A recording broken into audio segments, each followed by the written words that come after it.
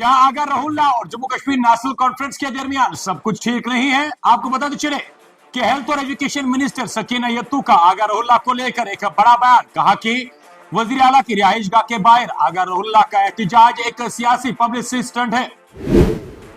आपको बता चले कि हेल्थ और एजुकेशन मिनिस्टर सकीना यत्तू ने साफ तौर पर उमर अब्दुल्ला की रिहाइशगाह के बाहर रुकन पार्लियामेंट श्रीनगर और नेशनल कॉन्फ्रेंस के सीनियर रहनुमा आगा रहुल्ला मेहदी की क़यादत में हालिया एहतजाज को मुस्तरद करते हुए उसे सियासी पब्लिसिटी करार दिया है।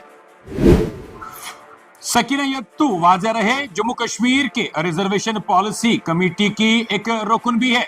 उसने मुकामी चैनल को इंटरव्यू देते हुए कहा कि एहतजाज का जवाब देने वाले रहुल्ला के हथकंडों पर तनकीद करते हुए कहा कि यह गलत तरीका है। एहतजाज के लिए वजीर आला का हाउस के बाहर खड़े होना दुरुस्त तरीका नहीं है। रहुल्ला मेहदी के एहतजाज का तनकीद करते हुए कहा कि क्या उमर अब्दुल्ला साहब के पास जादू की छड़ी है कि वो इधर उधर लहराएगा और आपका काम हो जाएगा। सियासी ताशीर के लिए आप खुद को मीडिया के जरिए क्लिक करा लेते हैं और फिर दावा करते हैं कि आप हुकूमत पर दबाव डालने की कोशिश कर रहे हैं। उन्होंने मजीद आगा रहुल्ला को तनकीद करते हुए कहा कि आप हुकूमत पर क्या दबाव डालेंगे? हुकूमत किसी के दबाव में नहीं है। हम वही काम करेंगे जो हमारे हाथ में है बगैर किसी दबाव के। वाज़ेह रहे ये बयान ये तबसरा नेशनल कॉन्फ्रेंस के अंदर बढ़ते हुए तनाव के दरमियान आया है, क्योंकि पार्टी को सियासी हिकमत अमलियों और क़यादत पर बढ़ती हुई तकसीम का सामना करना पड़ रहा है।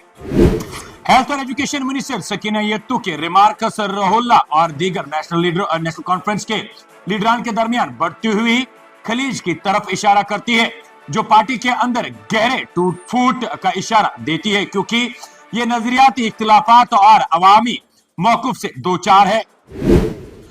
वाज़ेह रहे नेशनल कॉन्फ्रेंस के अंदर हालिया पेश रफ्त ने पार्टी की तकसीम को मजीद खराब कर दिया है।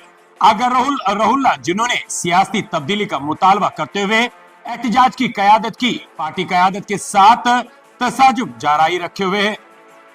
वाज़ेह रहे रहुल्ला के इक़दामात ने नेशनल कॉन्फ्रेंस के अंदर लफ्जी जंग छेड़ी है, खास तौर पर सीएम उमर अब्दुल्ला के साथ, जिन्होंने हाल ही में रहुल्ला पर जोर दिया कि वो मुकामी मसाइल के बजाय दिल्ली में रियासती मुजाहरों पर तवज्जो दे। रहुल्ला ने भी सख्ती से जवाब दिया, ये कहते हुए कि वो रियासत के हवाले से आर्टिकल 370 की बहाली के लिए पुरज़्म है, जिसे वो खोखले वादे के तौर पर देखते हैं। वाज़ेह रहे ये अंदरूनी इख्तिलाफात उस वक्त सामने आए जब आगा रहुल्ला मेहदी ने गुज़श्ता साल दिसंबर में जम्मू कश्मीर की रिजर्वेशन पॉलिसी के खिलाफ एहतजाज की क़यादत की, जिसकी हिकमत अपोजिशन लीडरों और ओपन मेरिट कैटेगरी के सैकड़ों तलबाओं ने भी की। इस एहतजाजी और पार्टी क़यादत के खिलाफ रहुल्ला की बढ़ती हुई मुखालफत ने उनकी अपनी पार्टी के रहनुमाओं की तरफ से शदीद तनकीद की है। और वाज़ेह रहे आगा रहुल्ला का मेहदी के मुताबिक वो अपने वादों पर पुरज़्म है और जो भी वादे वो अवाम के साथ इलेक्शन के दौरान कर चुके हैं, वो उनको पूरा करने के लिए हमेशा पेश रहेंगे।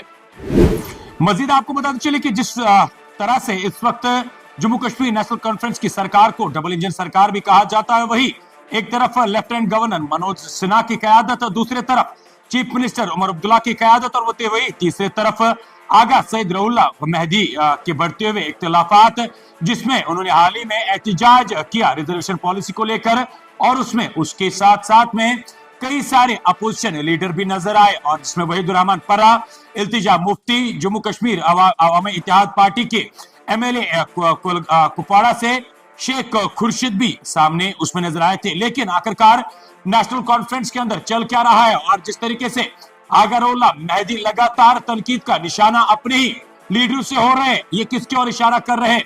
आपको क्या लगता है? आप भी अपनी राय जरूर रख लीजिएगा।